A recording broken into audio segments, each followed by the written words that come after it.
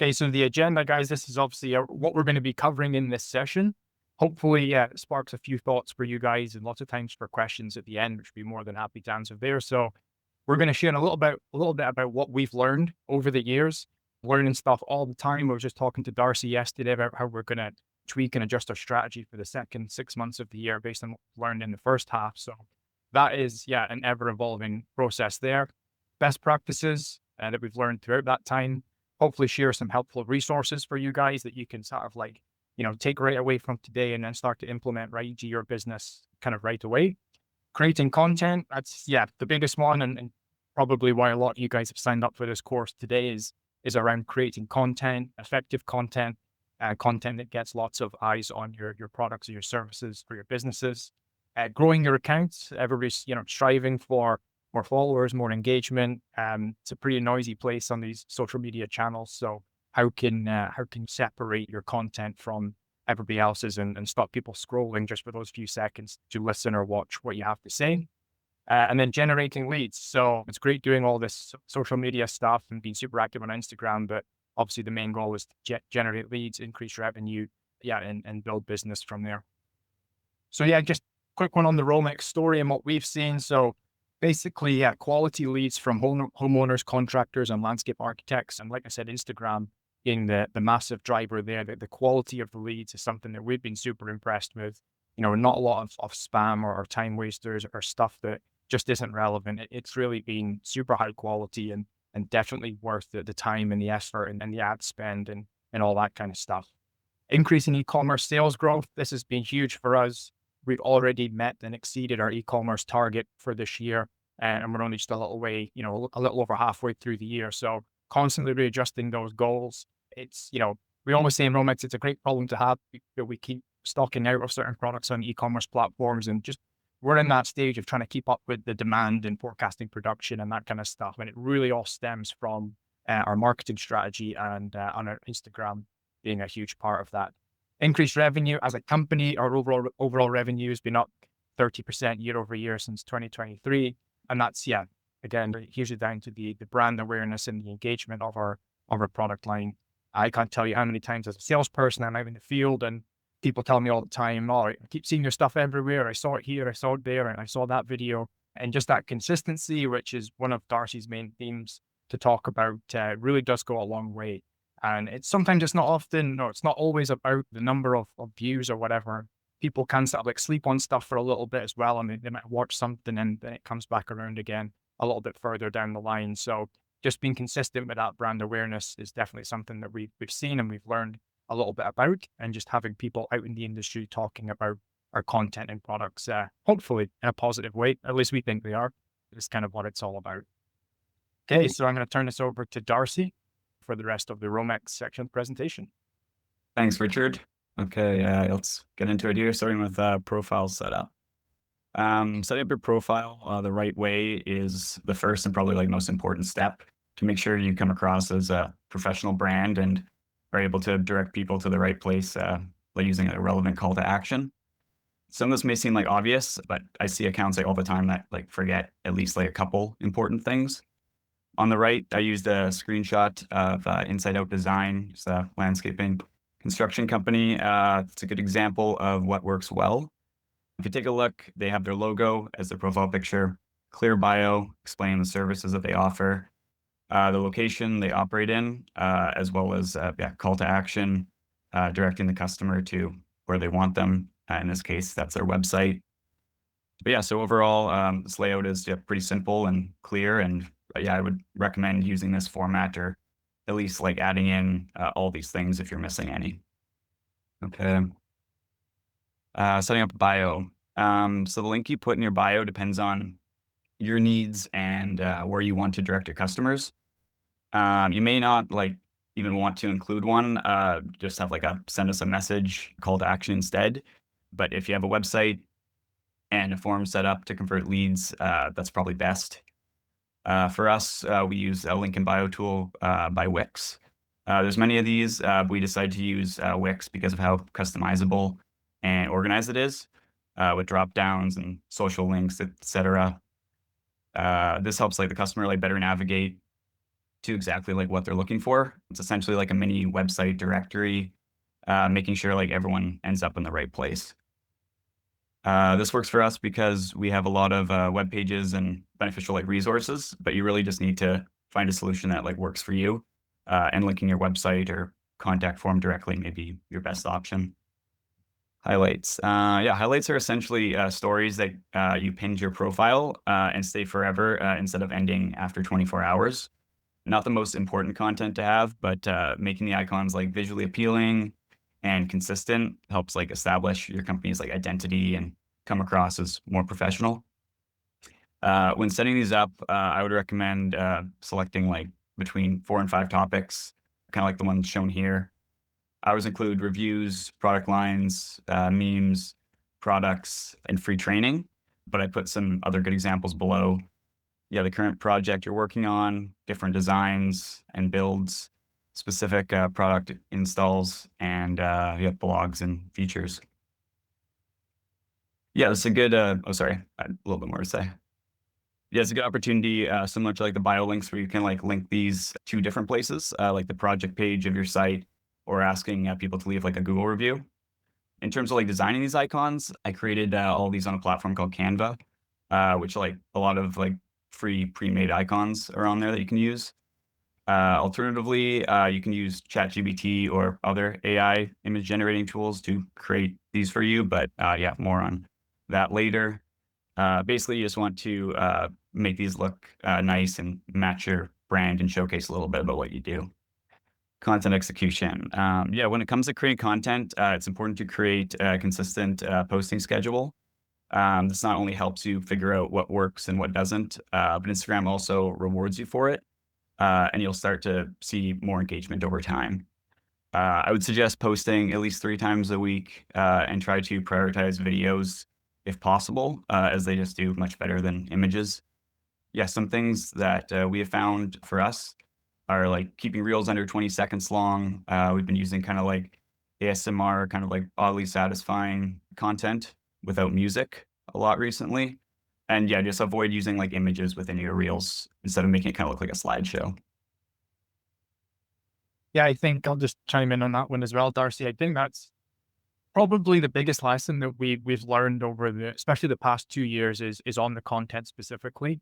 With our products being in the landscape construction industry, permeable grout embedding products for all kinds of hardscapes, we were often caught in the trap a little bit of trying to show absolutely everything from a job site or start to finish of the installation of one of these products. And it did a few things. It obviously made it much harder to consistently produce that level of content. We needed a lot more content. It took more time to edit videos, a lot more time to produce these things, which ultimately meant it was one of those things where, oh, we don't have time to do it. We're busy doing other things. And the frequency of content kind of falls off a little bit from there. So we started to play around and just experiment with what really we found to be the most exciting parts of our particular product. And what it allowed us to do was make it much easier for us to post content, because instead of it being 4, 5, 6, 7 clips all put together in this beautifully produced video, it really kind of boiled down to maybe 1 or 2 clips, anywhere from like 5 to 7 seconds. Darcy mentioned under 20 seconds there, but the reality is that most of our best performing content has been really short, really simple. It's just a quick snapshot of our products are really cool because they're applied almost like a liquid slurry. So they're very dynamic and they're moving and they're water permeable. So once they're cured, water can pass through. So it's those little interesting like snapshots that grabs people's attention. And just for a few seconds, it perks their interest in our product. They're like, oh, what's that doing? Or that probably shouldn't do that, but it is. And it just gets them to dig a little bit deeper and kind of go from there. So the content is always going to be the number one thing, but really I would encourage everybody on the call just to look at their own business, the product or service, and really break it down into nice, small, kind of like bite-sized chunks. And that way it seems a lot more manageable. You'll be able to post a lot more frequently. And it's just getting those real kind of like highlights out to people without putting that kind of like really strong burden on yourselves to consistently producing like videography level content for Instagram, which is great and has its own place in certain situations. But a lot of the success that we have seen have been much more on the shorter side, which has really, really simplified the process for us and been a huge sort of like winning strategy in our process. Moving on to providing value. Providing value is basically making content that people want to watch, like regardless of their interest in your products or services.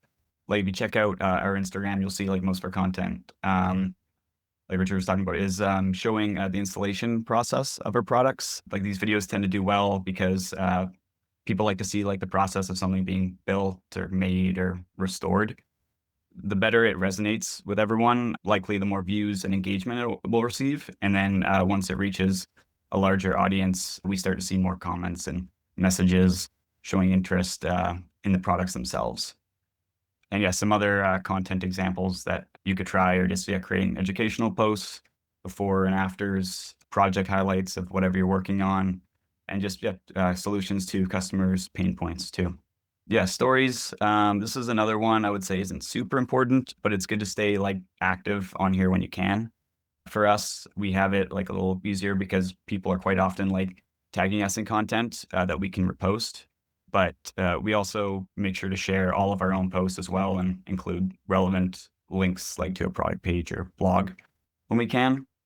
Yeah, just a short, simple video explaining what you're doing on or what you're working on that day, or a picture of just kind of like anything going on really. But yeah, overall the goal here is just to kind of stay on top of people's minds, even if they're not like seeing your content in their feed, just another way to reach them. Yeah, on the right here, we just put a little example of one of our stories that we shared of just like posting our post to the story. And then we just linked one of our products. So then you're watching, you just tap on the link and you end up on the product page. Yeah, now when you say with that one, Darcy, I think that's probably the area that we're not always looking into too specifically for how many views our story got, or who watched it, any of that kind of stuff. It's that kind of like low hanging fruit content that our sales reps on job sites or our contractors using our products can kind of put out there. And as Darcy said, it's that just that general buzz of staying top of mind with something that's fairly quick and easy and simple to do. Somebody watched it, and then a few days later they see something else from ROMEX and something else from ROMEX, and having those, non-advertisement, more educational, like type content hitting them every few days, I think is part of the thing that's worked for us versus putting, I guess, again, too much kind of like thought and emphasis onto creating this, multi-post story over the course of a full job site. Advertising. Yeah, this is an important one. Not necessarily like spending money, but the way you share information in your content. The number one thing is providing value and producing content people want to watch without making it ad focused. But it's important to include information in your captions that help interested customers understand like what you are offering. So like similar to your profiles, you want to always share your services and where you are located, as well as adding in that call to action to direct customers to where you would like them. We always say something like, click the link on our profile to learn more in our captions. But yeah, another way of advertising on Instagram, but definitely not necessary, is boosting your posts and putting some money behind them. On the right is a screenshot of the ad screen on Instagram. I put an example of $49 spend over 1 week, and the estimated return is around 8,000 to 21,000 views. So that's just another option if you have some extra money to spend and want to increase your visibility. Yeah, top performing ROMEX reels. Here are some screenshots of those. The main thing that they all have in common is that they're all jointing videos. Yeah, so through our consistent like posting schedule and trial and error, this is something we discovered over the last couple of years that works really well with our audience. We definitely still post other types of videos to show some variety in our products. We try to prioritize content like this because it's proved to do well. But yeah, if you're installing jointing products and you're in landscaping as your business, we'd recommend you give this a shot and post just some clips of you pushing in the mortar into the joints. But yeah, it's still very important to like find what works for you. Captions. Yeah, this expands a bit more on what I mentioned on the advertising slide. You want to mention what and why you are doing it, explain the problems you're solving and benefits your services offer, essentially, and then kind of just end with a call to action. It's kind of keeping it simple. But yeah, I put together an example on the right here. It's, yeah, Like I said, pretty simple, but still explains like everything the customer needs to know to kind of pique some interest there. And then, yeah, I also added in some hashtags at the bottom. They're not super relevant anymore because most people are not really searching for hashtags in 2025, and they see content tailored to their interest just by scrolling through Reels nowadays. But yeah, it doesn't hurt to add them in. Utilizing AI.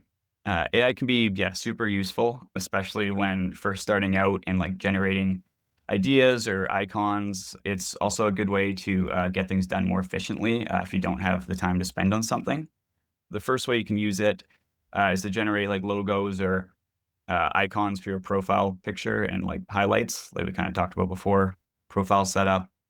Another way is creating captions for your post. I use this quite a bit when I first started with ROMEX because I didn't know much about hardscapes or our products at the time. So you could even input the list of things I mentioned to add in your caption and ask it to create one for you within that format. And yeah, it's also a great way to help you brainstorm content ideas. You can see my prompt on the right there and some of the ideas it gave me, specifically for a landscape company. I would suggest like kind of just messing around with testing different prompts to get started. I often find the more like detailed you are when talking to AI, the better the results are. So yeah, don't be afraid to lean on it for help at times, or at least just try it out if you haven't yet. Yeah, building a community. Instagram rewards engagement and connecting with people on the app can be a great way, or sorry, can help build more of a loyal following who can then interact with your content more. This is one of the more like time-consuming tasks, but I outlined some of the more like simple things you can do there.